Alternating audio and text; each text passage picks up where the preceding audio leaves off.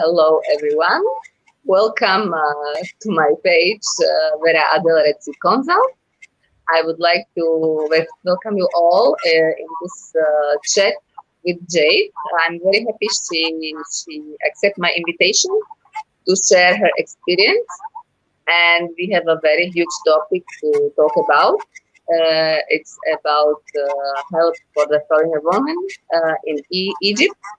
And first of all, I would like that Jade will introduce herself, what she is doing, and what's her job, and why she decided to go this way. Well, first of all, thank you for having me. I'm so happy to be here. And I am a relationship mentor, and I help and guide women who have been through bad relationships with Middle Eastern men in general, and I guide them through their healing journey. I help them rediscover themselves and then lead a life with, well, enjoying their purpose in life, really. And I actually came about doing all of this through having my own bad experience with an Egyptian. I am not saying because I had one bad experience that the whole nationality is bad. I've lived in Egypt 10 years and I actually love Egypt as my home, and I have experienced a lot of amazing men here and people in general. So it's through my own journey and through my own healing that I am now helping women kind of like cut short their journey to be able to fast track them to the place that I'm at now instead of discovering it all themselves. I think it's absolutely amazing that you decided to share your experience because it's needed. You know, in my work, what I started to do as well as a law consult. Actually, I'm helping the woman to get married. So I'm divorced as well. So I hear many stories, which are of course good and bad. And this help is really needed here because they are in a foreign country. They don't have anyone here, and it's amazing that you start something like this. Do you think you can share your experience, actually, how it was with you, how it started to feel not good for you, that you must end this relationship? And of course. I will make it really, really short because I can write a whole book. But I met my ex-husband back in 2010. I met him when I was on holiday here because I'm based in Sharm el-Sheikh. I met him while I was on holiday. I used to holiday here. I holidayed 8 times before I moved here. So I thoroughly loved Egypt. And if I'm honest, I always felt that I left a part of me here every time I left. So when I met him, it was kind of like the final tip that I needed to move as well. And with some Egyptians or some men in general, they can be quite, what's the word? They can be quite intense in the beginning, like intense in regards to creating a really nice image of the future, saying how much of an instant connection you had and things like this. Obviously, some people are aware of it, some people aren't. But anyway, I made the move. Once I made the move, I'd known him for 6 months, but because I loved Egypt anyway, I decided to make the move. When I did make the move, that was when the subtle manipulation, mental abuse started to come in.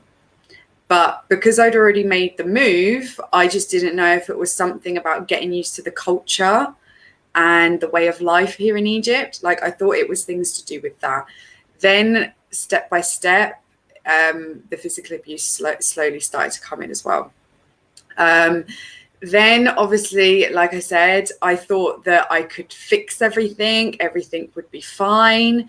And again, like you said, because I was isolated here, I thought it was normal, because when you speak to other, like I was working here, and when I was speaking to other Egyptian men, they were kind of saying his behavior was okay and that was normal and that I should respect him and abide by what he's saying and things like that. So the relationship did get better. We then decided to get married. The marriage itself was a very complicated procedure. And as well, like you advise so many ladies, it's not marriage in Egypt is completely different to getting married in the Western world. Like here it's an actual contract of life, a contract of movement. And I don't think it's explained enough to foreign women how important this contract is. And I think that's where like your role comes in as well. That's so important, that women are completely aware of what this contract is made up of and how important some aspects of the contract is. And also it's a very annoying, lengthy process. So if you can have someone assisting you doing it, it's amazing. Actually, honest, I will be honest as well. When I get married with my husband, before 15 years, I had no idea about the paperwork, about all the things, about the religion, about the traditions, about how it will be here. I just went like anyone. I'm mostly the girls here. I didn't search anything on the internet. I didn't get any information. I was just in love. But thanks God for me. It's still very good, and we are fine. But as I'm living here since 15 years, I'm receiving many questions, and the girls are asking for advices. And I see doesn't matter about the age, if you are young or if you are middle aged or if you are older woman, mainly these ladies have no idea how it is to live in Islamic country. Let's say Egypt is open somehow. We are not talking about really restricted country here, but the marriage has certain procedures because we are under Sharia law, and the divorce, and when there are kids there, it's absolutely there has to be really certain way to get divorced. Okay, you have to have a good lawyer to be informed and everything. But we will not go through this.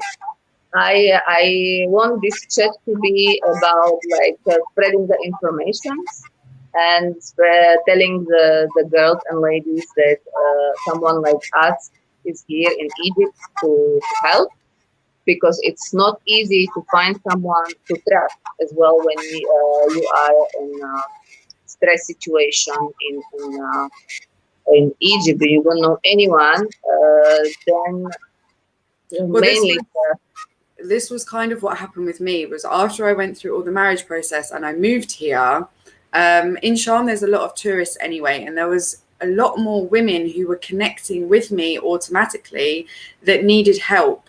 And I kind of felt when I was doing my journey, I was on my own, and I wanted to help so many other women, especially the English women that I knew here. So I actually randomly came across a lady on Facebook, and she was Algerian, who was married to an Egyptian living in Canada. And we actually came together and we made a Facebook group.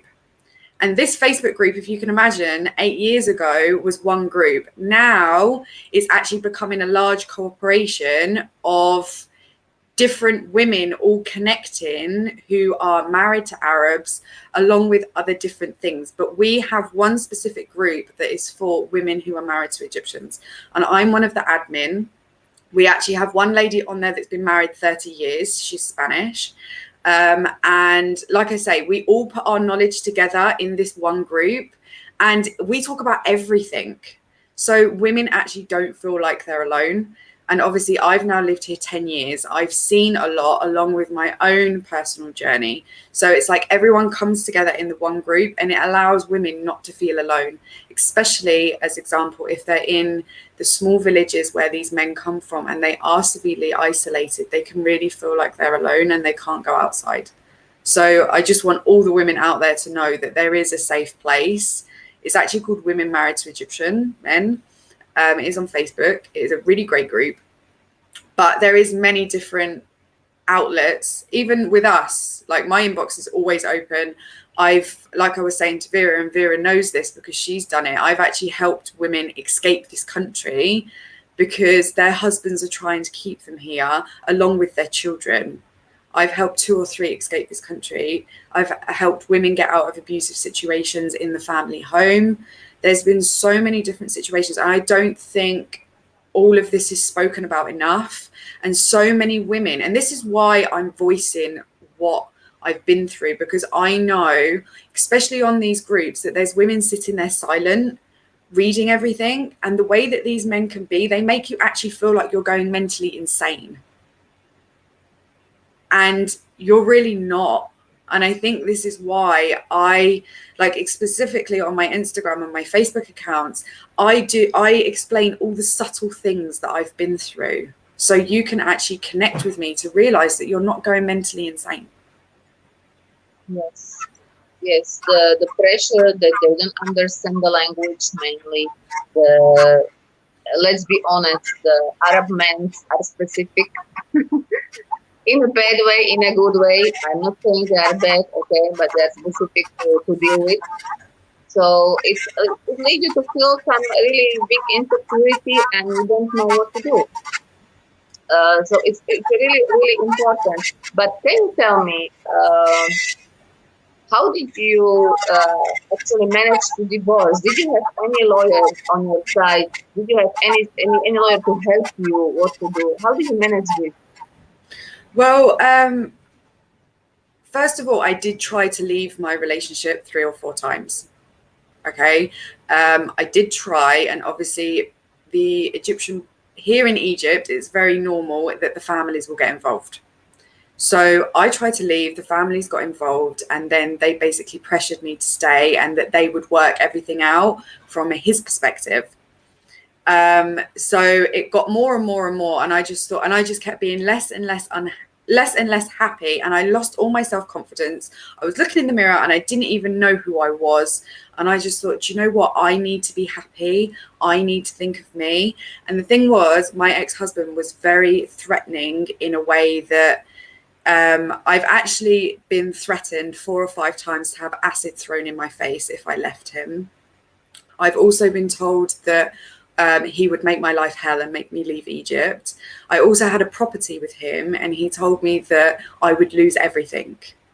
So because I had all of this on the other side, this was also another reason which was making it harder to leave, because I didn't feel like I had any right, because it wasn't my country. And this is what scared me. So what I actually did was, before I actually said anything big to him, I actually spoke to a number of lawyers. I checked who was the recommended lawyer in my area, and I actually found a lawyer who was specializing in foreigners who were actually being ripped off or had problems with Egyptians. So he was fantastic. And I'm now nearly at the end of all my procedures, my legal procedures. He did the divorce for me, and he was really, really good. He actually got me more than what I actually realized I was entitled to. Because like you say, with everything going through Sharia law, I didn't know. And luckily, he got me my right in every single which way. Whereas if I'd gone through a divorce without a lawyer, I wouldn't have taken that right back from me, for me, you know?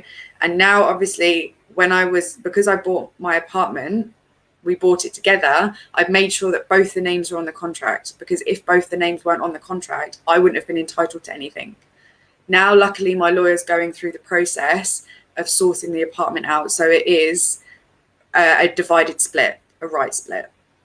Whereas that was never given to me from his side. If I didn't take the lawyer's advice, I would still be stuck with an apartment that I can't enter, even though I've got my name on the owning contract.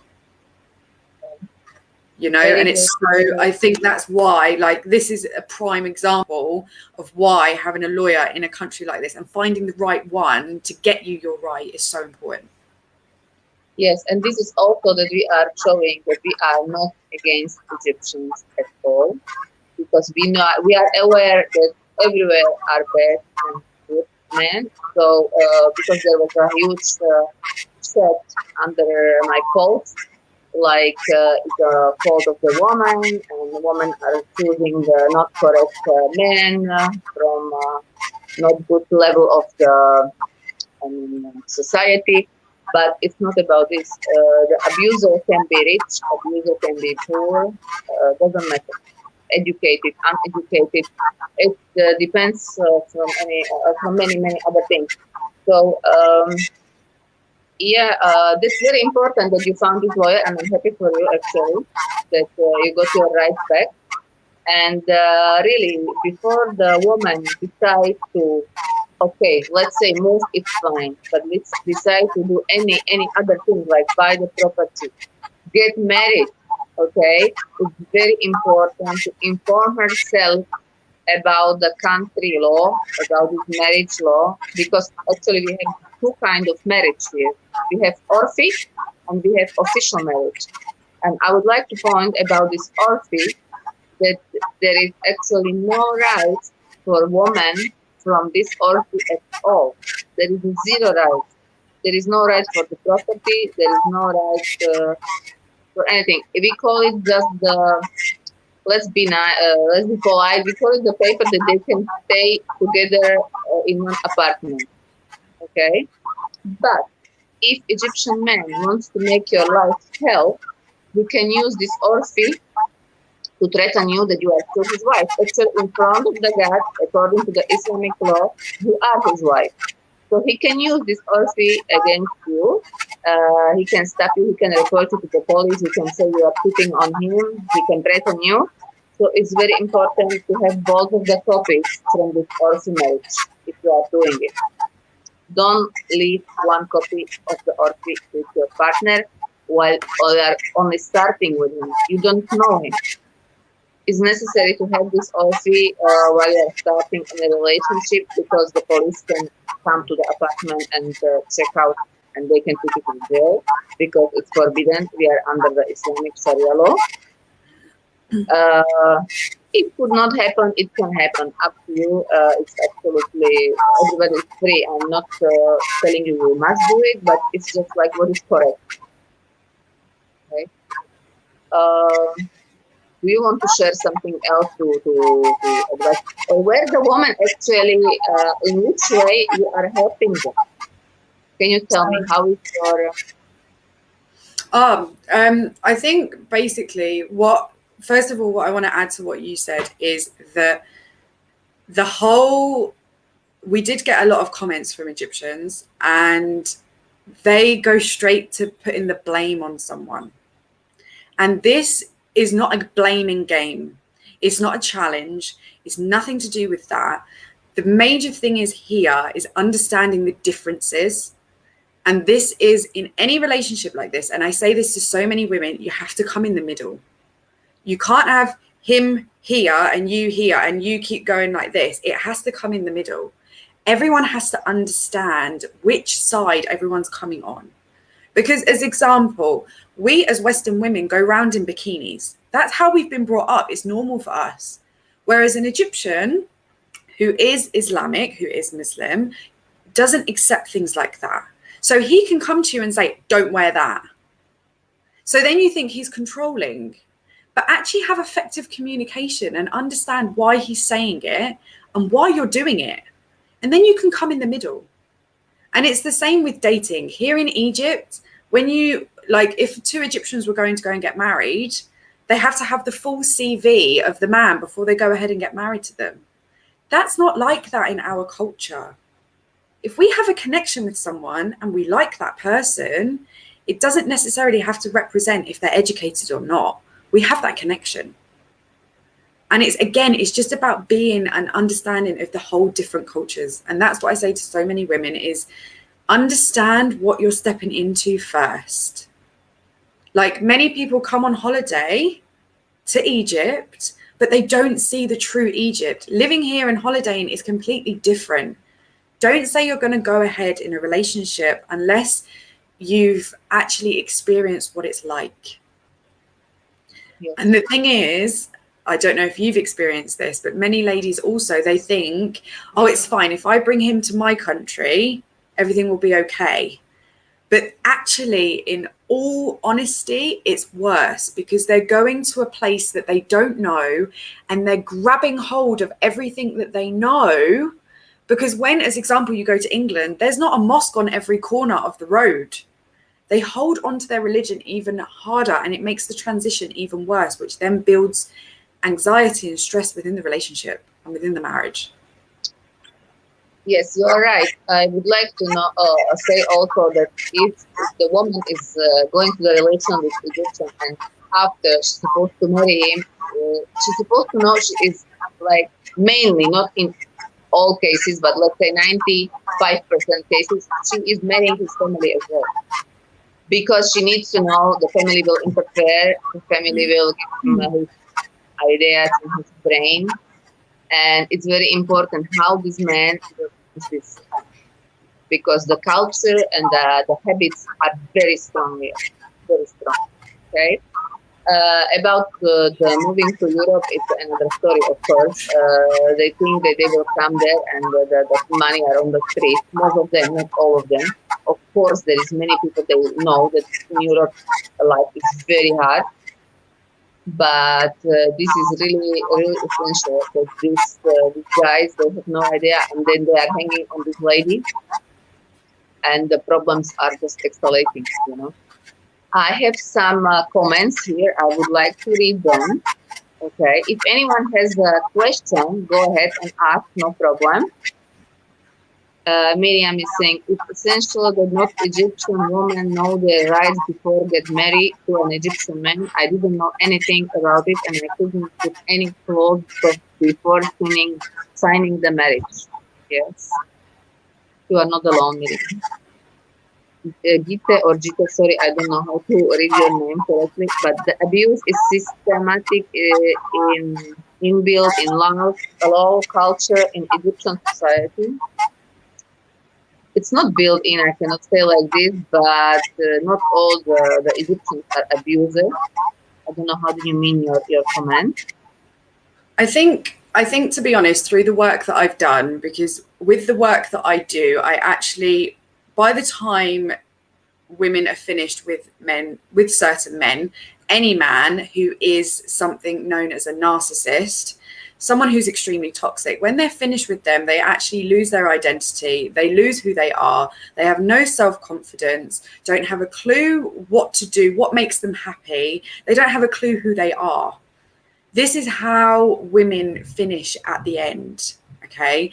And it's my job to then help and guide them through the process of the healing that they need to do on themselves to get the answers that they need as to why all of this has actually happened in the first place. Because I look at us as people, we're mirrors. So whatever's going on inside is mirrored outside to the men or to the people that we have in our lives. Especially, everything really comes from a childhood perspective. So if you look at the relationship that you had with your father, most of the time you will see it in your husband or in your boyfriend or in the men that you attract in your life. And from the work that I've done, I've actually realized that it's not actually an Egyptian perspective or an Egyptian problem. It's literally the way people are brought up. So it doesn't matter where you are in the world. If you're brought up as a child with certain beliefs in your mind, this then comes out in different behaviors. So I want you to know that both of us here understand that perspective, and we are not blaming Egyptians. We are saying as a situation in general that's happening in the world, it's just specifically mine has been with an Egyptian. So I am just speaking out because I know that so many ladies are suffering at the same time. Absolutely agree with you. Absolutely, is absolutely what you said correct, and this is saying that they grow in totally different culture and mentality as we did, and this is causing the trouble. Plus, if the family interfering and so on, the man is abusive, this is the different story. But I have to be honest as well that I'm not saying I jumped to my marriage and everything was perfect. It's very far from perfect. We have to know each other and we have to find a way. And it took years, really years, that we accept and we went to the middle. Because Definitely. otherwise it will not work. So we met in the middle, and now he knows what is my thing makes me nervous, and now I know what is the thing I should go far. And this is how it is in every marriage. It's not only marriage with Egyptian and foreigner. in every marriage, but here specifically, if you want to let work it out, you have to know each other and need to like slowly accept the habits and the way. Of course, till the certain way, it's not going to the stopping of your freedom or abusing and stuff like this. No, but I think as well, because we both live in Egypt, we see everything on a larger perspective of what they are saying to you. So and actually, it's like, as example, they could say here, when you come here, they can say, right, can you start to cover your body in regards to how you dress? Some people say it as a controlling way. Other men could say it that they don't like the other men looking and causing problems. So at the beginning, I didn't understand that. So Okay. I would go out wearing shorts and a top. Yeah. And just outside my compound is quite a local area. Then I received the whistles, the comments in Arabic, all of this stuff. And I thought, do you know what? I actually want to cover myself because I don't want that attention. So Exactly. then, because I experienced it myself, I understood his way of thinking of why he said what he said. Yes. And I think Yes. that's also is actually, that's the good thing about living here in Egypt, is to understand it from the outsider's perspective, why he's saying what he's saying. Yes. So it's not actually the fact that he's controlling, it's just the fact that he doesn't want, and especially because the Egyptians don't think that we understand Arabic, they say a lot of Arabic words under their breath about us that we don't know. Even the other day, I was standing outside on the road waiting for a bus, and a man stopped his car and got out, and I was with my Egyptian friend and 2 English girls.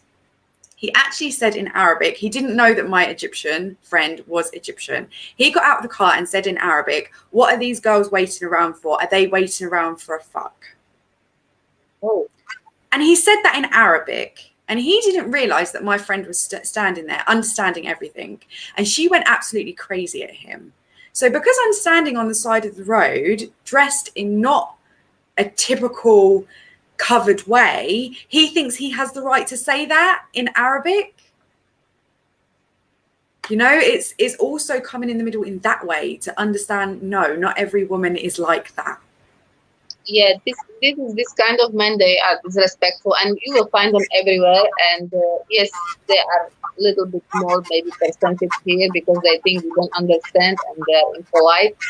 I'm facing this also with my teenage daughter because she doesn't look really like Egyptian and she is just teenager, you know, and many stupid comments on the streets, and you cannot stop it. You cannot stop it. It's just about the education. But we will not talk about this subject. About the dressing and things like shorts. And so I was there. I totally agree with you. I was thinking like he wants to cover me, to put galabeya on me, and so no, he just want to avoid the fights and the problems for me. Yes. And gaining respect from the people as well. Yes. You know, because example, that night, if I was dressed, I wasn't revealing myself, but I had tight trousers on. You know, so if I didn't wear the tight trousers, maybe nothing would have been said. I don't think so. You know, so it's like also seeing it in that perspective as well, that it's not just coming from him, it's actually the way of life when you're here. And there's so many other situations as well. That's why I actually love living here, because you experience a whole other way of living, a whole other way of culture. And it's so interesting. And through my own knowledge, I've actually helped other relationships that I know of that have been in problems actually understanding each other. Because that's the main thing. It's just understanding and communicating. That's it. Exactly. And the man was aware of your talk or no? The husband, if you were helping in the relationship, it was only the side of the woman you were helping, or the man, he was aware about it? Well, this is the interesting thing. Sometimes my ex-husband would have friends that would have English wives. So they would always say, oh, go and speak to his wife. She's English and they can help her. So then when I would speak to her, I would actually outline a lot of important things like what we're saying in this conversation. As example, when you have the Orphe, keep the Orphe paper yourself. Don't give it to him. So then she'd go back and speak to him and say, oh, I would like the Orphe paper because Jade told me that it's good for me to have. Next minute, I'm blocked on Facebook and WhatsApp and everything. And then my ex-husband would come to me and say, why did you say all that bad stuff to her? I didn't say anything. I was helping her. Yes. And there was actually one situation that I had where I actually told her a lot of things. I had a feeling, and you will understand that in certain situations, I can read certain things about what's being planned ahead. So I just said to her, be careful, do not move your money to Egypt, and just be patient and see. He already had a plan in his head that he wanted to buy an apartment, and I ruined it. Mm-hmm. And then So he next minute, it was a huge problem. A huge problem. And I said, what am I doing? I'm not doing anything wrong. But I was made to feel that I was being put in the wrong. And this is where the manipulation comes in. In any situation, if you say, even if you're just sharing your feelings and it's being put back onto you and the blame's being put back onto you, there's actually something called gaslighting. And that is actually an official thing that manipulators do. So again, in this situation, I was being helpful and I was trying to help a woman because I knew what was going to happen, yet I was the bad guy. Mm-hmm. It's like that. And the lady, she also blamed you, or only the guy? She blocked me on everything because she never spoke to me again.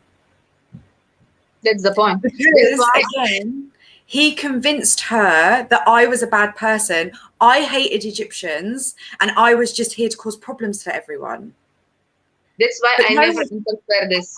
Never interfere in relationship, because till they are nearly, she's out and I will not go, because it can finish very bad.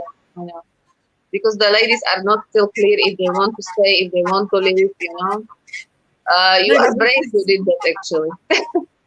I've done it a few times, and I've always been the one worse off. I'm not gonna lie, because the thing is as well, like what we said at the beginning, us as foreigners, we're here on our own, and the only person we rely upon is our husbands. So if the only person that you rely on is telling you something, you're going to believe it. And this is the thing with some women, is that they believe it that much that they're not looking outside of anything that he says. And this is the most important thing, is looking outside of what he's saying, especially, as you said, and we haven't spoken about this yet, religion. Because especially when it comes to getting married, the line can be, you have to be Muslim in order for me to get married to you. Because he's saying that to you, you think it's right because you're living in an Islamic country.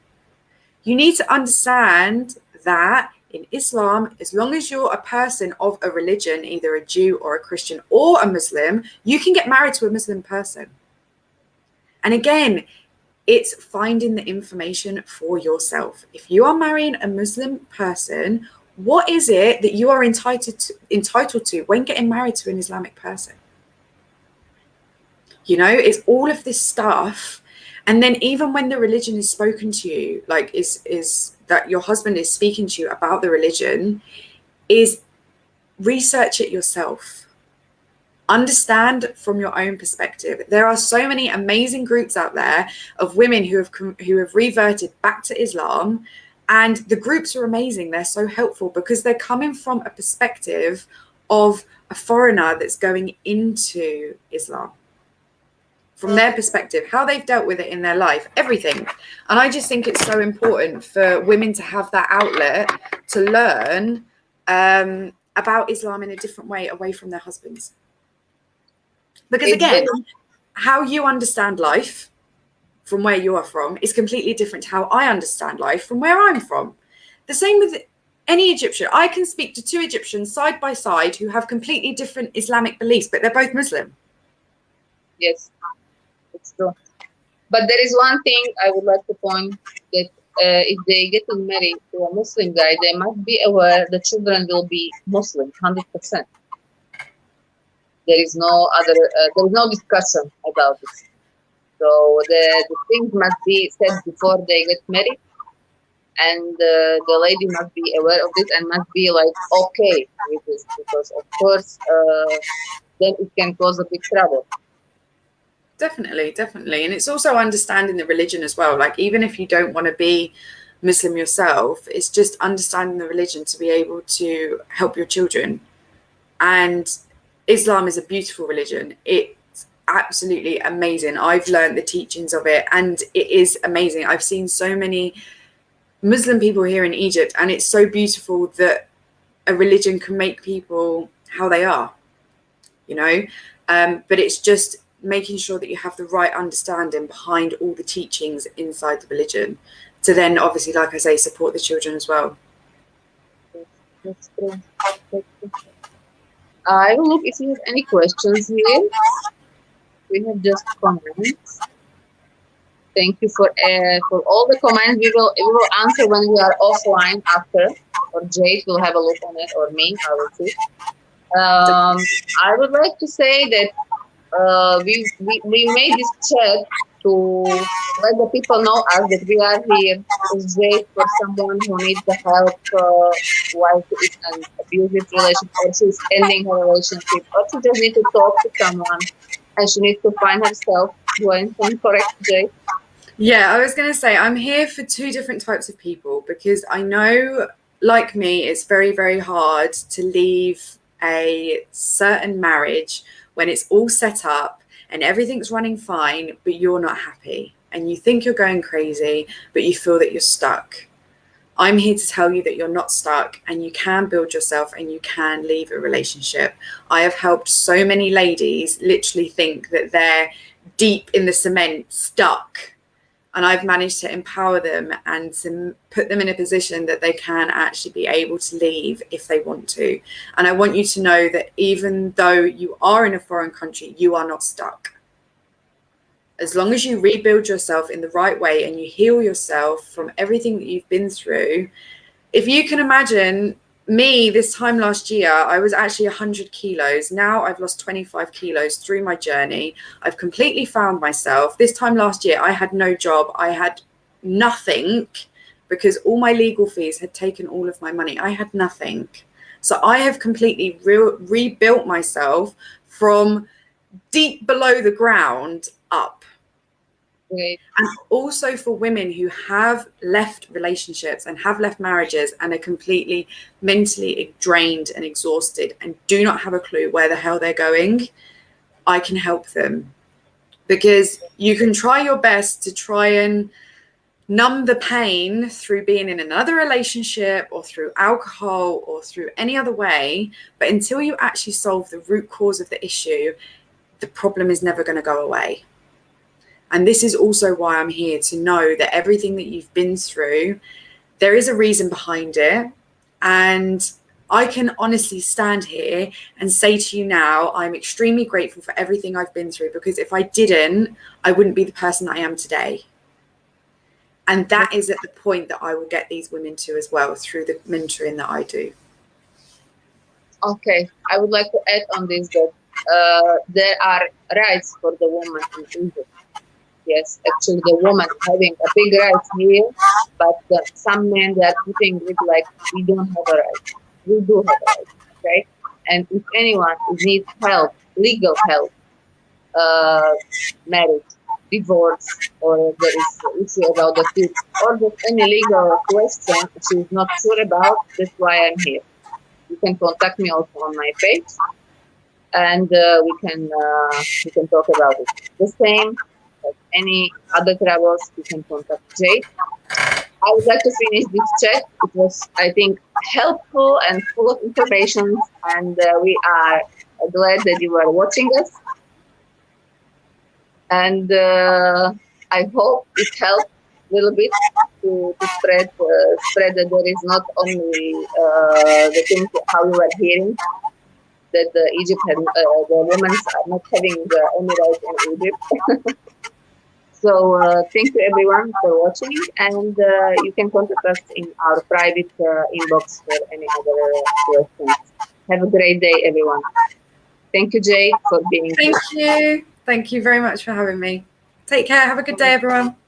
Night.